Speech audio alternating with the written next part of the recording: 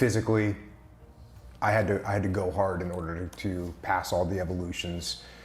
But yeah, I mean, compared to when you look at someone that was in the SEAL teams for a long time, they're not sitting there harking back to the days of remember how hard this training was. Now they're thinking about their deployments overseas and the things that they had to do. That's the real hard. That's the real hard stuff.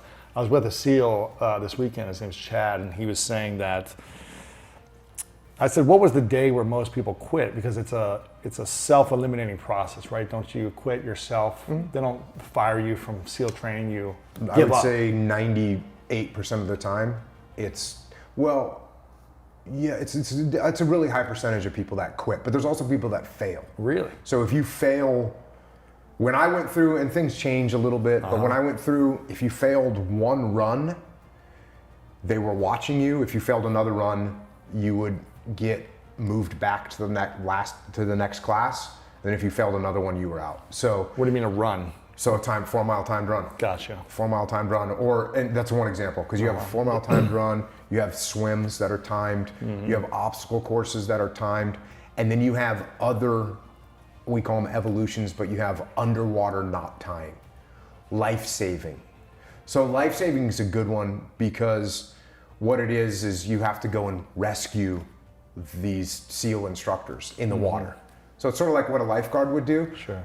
But it's pretty funny because they're trying to drown you. Like they're attacking you when you jump into. They're punching you. They're trying to drag you down to the bottom of the pool. So if you fail that once, then you'll get another try. If you fail it again, you'll get rolled to the next class. And if you fail there, then you're out. Was there ever a time you were truly afraid, whether it be in training or in war? Yeah, the biggest amount of fear that I felt was absolutely without question when I was on my last deployment to Ramadi, and the feeling that you have, especially when you're in a leadership position, is you're afraid that something's going to happen to one of your guys. One of your guys is going to get wounded or killed. And so that's the fear that I felt. And part of that is because some people, myself included, and this is not uncommon for guys to think, oh, it probably won't, nothing's going to happen to me. And so I had some of that for sure, but I also had just that fear. There's nothing worse than thinking about one of your guys, one of your friends, one of your brothers getting wounded or killed. And that's what I was afraid of. Did you ever think anything would happen to you? Were you like, maybe this is the mission where some random bullet hits me, or?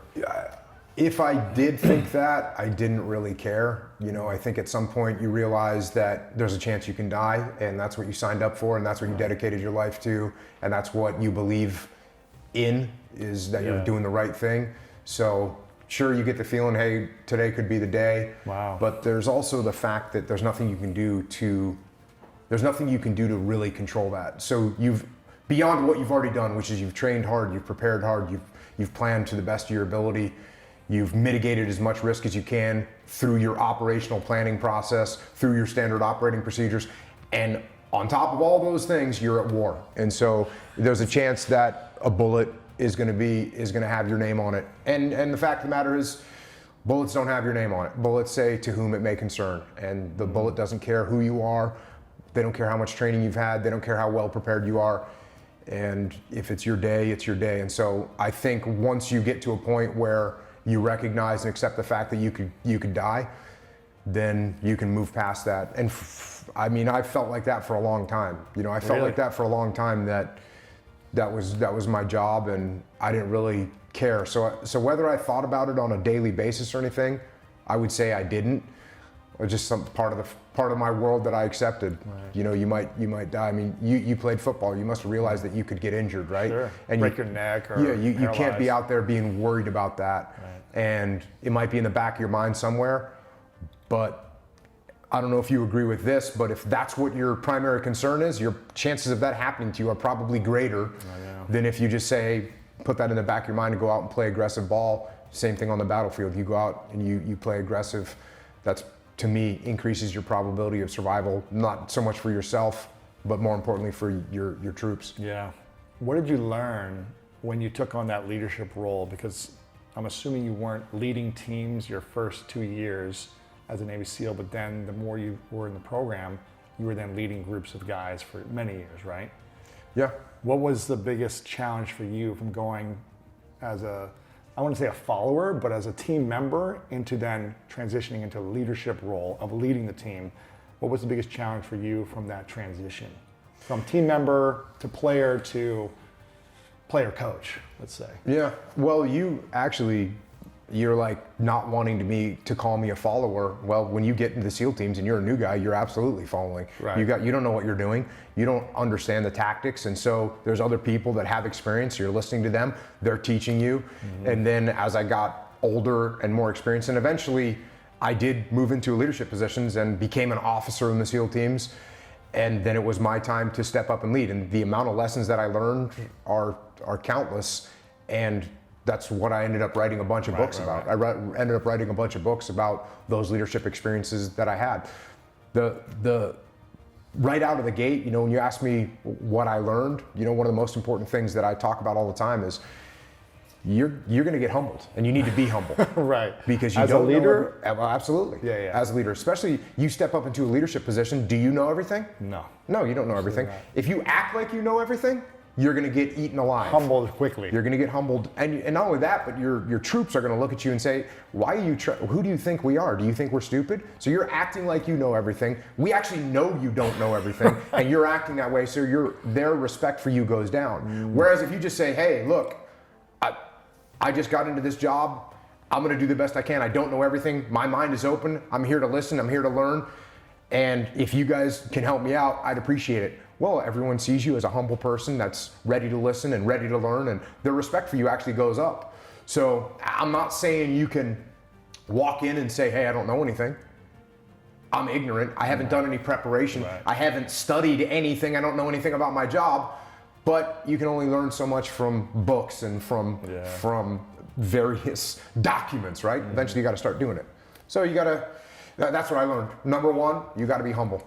Yeah. How long were you a leader of the teams? So I was How many years? enlisted in the SEAL teams for my first 8 years, and then I got a commission and became a SEAL officer. Okay. And how many years were you an officer for? 12 years. 12 years. What was the most humbling experience you had as a leader in all 12 years? And was the 11th and 12th year easier than the first and second year as a team leader?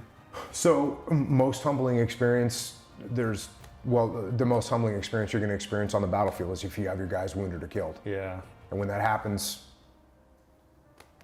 there's nothing that's going to be worse than that for you as a person. Right.